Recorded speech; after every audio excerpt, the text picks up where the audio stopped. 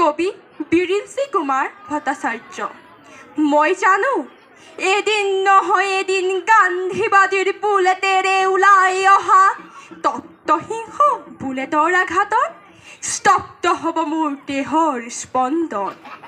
মই জানো স্বাধীনতাৰ প্ৰমখেদি মৃত্যুৰ সৈতে যুঁজি যুঁজি বিজিত হোৱা অথচ মৃত্যুঞ্জয়ী বহুজনৰ ৰক্তৰে ৰঞ্জিত হ'ব মোৰ দেশ মাতৃৰ বেদী।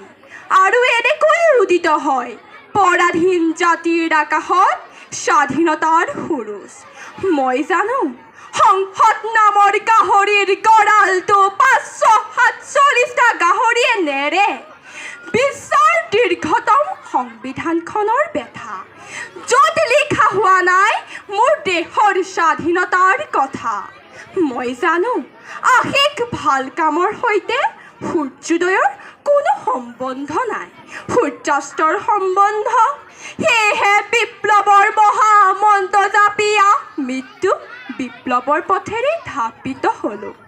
মই জানো বিপ্লৱলৈ সিহঁতৰ বৰ ভয়, আনকি মোৰ মৃত দেহটোলৈও সিহঁতৰ ভয়।